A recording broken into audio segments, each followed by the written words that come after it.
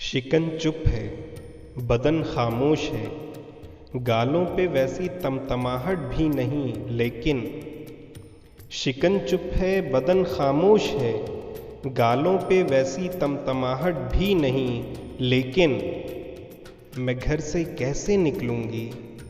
हवा चंचल सहेली की तरह बाहर खड़ी है, देखते ही मुस्कुराएगी।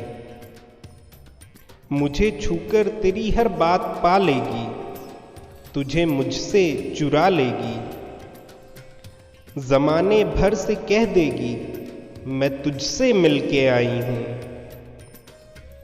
हवा की शोखियाँ ये और मेरा बचपना ऐसा कि अपने आप से भी मैं तेरी खुशबू छिपाती फिर रही हूँ।